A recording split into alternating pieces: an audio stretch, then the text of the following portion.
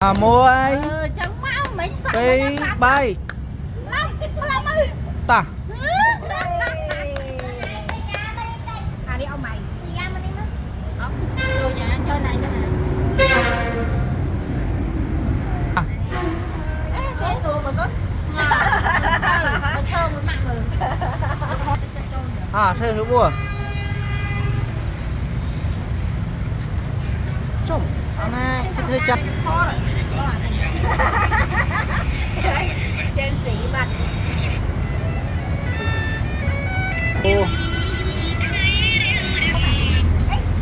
mai tật lôi đó lẹ con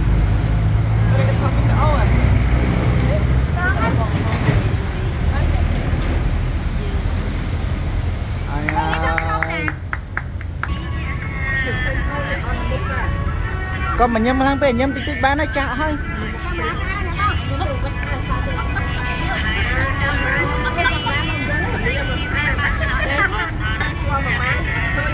nhâm tích con mà nhâm thằng bé chắp cha lừa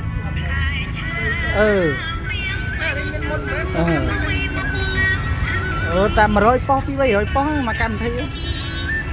mới không mà po nó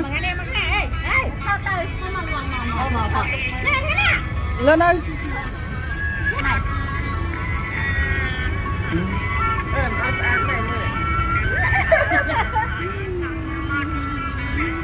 bà